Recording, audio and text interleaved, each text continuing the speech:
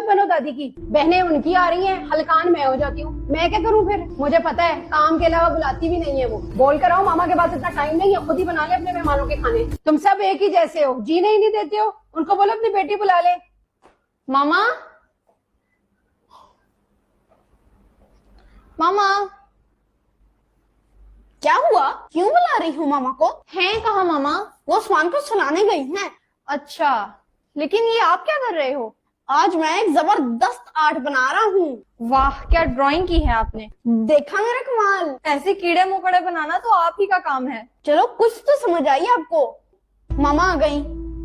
क्या शोर मचाया हुआ है? मामा, वो आपको नीचे दादू बुला रही हैं। क्यों, खैरियत है? वो दादू की बहन आ रही हैं। बहनें उनकी आ रही हैं, हलकान मैं हो जाती हूँ। मैं क्या करूँ फिर? मामा, उनको आपसे कोई काम है, आपको इसलिए बुला रही हैं। मुझे पता है काम के अलावा बुलाती भी नहीं है वो। तो मैं उनको कह देती हूँ कि मामा कह रही मैं नहीं आ रही। मेरे पास इतना टाइम नहीं होता तुम्हारी सफाई, पढ़ाई और खाने का इंतजाम। सोचना चाहिए उन्हें। बोल कर आओ मामा के पास इतना टाइम नहीं है, खुद ही बना ले अपने मेहमानों के खाने। लेकिन मामा। जो कहा है वो कह के आओ। जी मामा।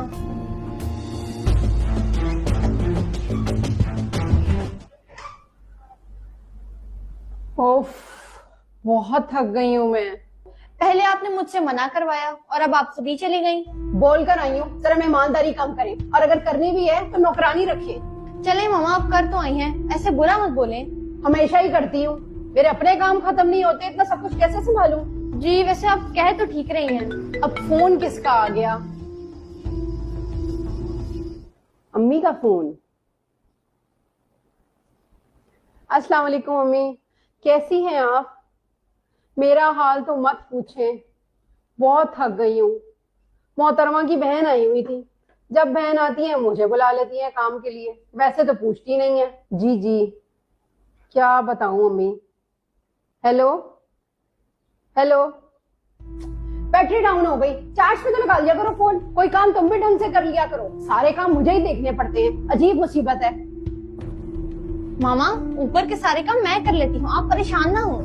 तो पहले ही कर लेती, मेरा इंतजार कर रही थी। अच्छा मामा, गुस्सा ना हो।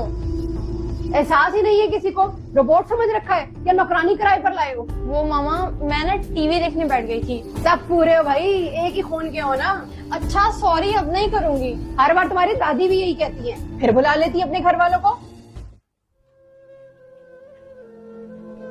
मामा उठे ना मामा, मामा उठ भी जाएं। क्या हुआ है? दादू की तबीयत बहुत खराब हो गई है। तो क्या मैं डॉक्टर हूँ? चाचू को डॉक्टर के पास ले जाएं। लेकिन वो आपको बुला रही हैं। कायनात को बोलो वो चली जाए। लेकिन कायनात भी पहले से नीचे हैं। तो मेरा क्या अचार डालना है उन्होंने? आपका तो अचार भी बहुत कड़वा होगा। क्या कहा? कुछ नहीं मामा, आपने नहीं जाना तो मैं बोलूं? पहले ही इतनी देर से सोई हूँ, चैन न लेने देना मुझे। अब ये कहेंगी कि तुम सब एक ही जैसे हो। तुम सब एक ही जैसे हो, जीने ही नहीं देते हो। उनको बोलो अपनी बेटी बुला ले। जी कह देता हूँ।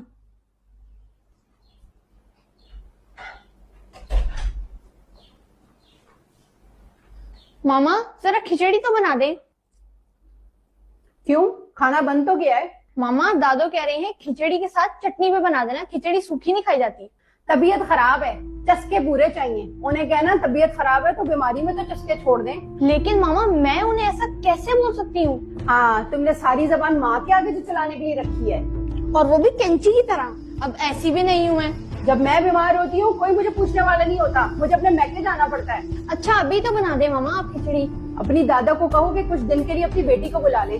पुप्पो को फोन किया था, वो नहीं आ सकती। बस पता है ना उनको कि माँ को संभालना है, तभी नहीं आना। माँ बुलाती ना उनको दावत पे तो भागी चली आती तुम्हारी पुप्पो।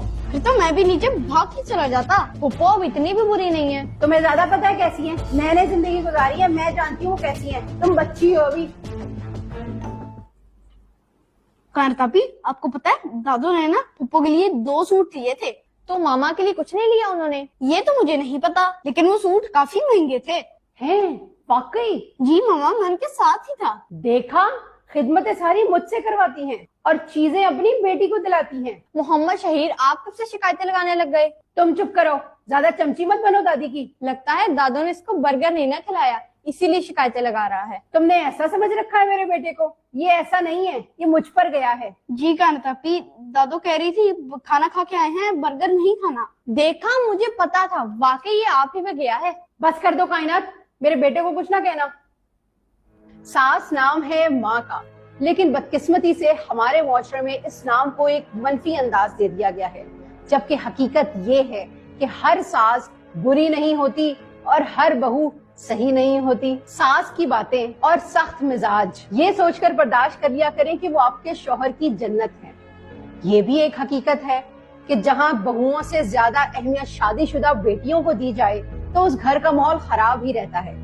इसीलिए अपनी बहुओं को ज्यादा अहमियत दिया करें। एक समझदार बहू कभी अपने ससुराल की बुराइयां अपने मेके में नहीं करती, क्योंकि वो ये जानती है कि उसके शौहर के घर की इज्जत उसके हाथ में है। जबकि नासमझ बहू इस बात का बिल्कुल ख्याल नहीं करती कि वो अपने ससुराल के साथ साथ दरअसल अपनी भी इज्जत अपने बहन भाइयों में घटा रही होती है। समझदार बहू अपनी सास और नंद की बुराई अपने शौहर या बच्चों से नहीं करती, क्योंकि वो जानती है कि इससे नफरतें पैदा होंगी।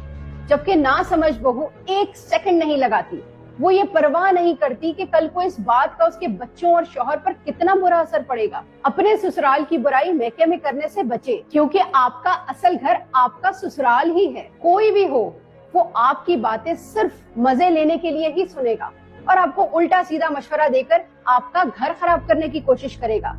इसीलिए अपने घर को अपना समझें, ससुराली रिश्तों की खामियों को दरगुजर करके अपना समझें, क्योंकि आपका अपना घर आपका ससुराल है, मैका नहीं। याद रखें, शादी के पहले 2 साल किसी भी औरत के लिए बहुत मुश्किल होते हैं।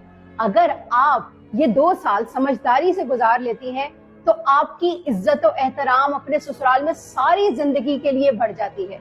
और सबसे ज्यादा इज्जत, मोहब्बत और एहतराम देने वाला कोई और नहीं बल्कि आपका अपना शौहर होता है।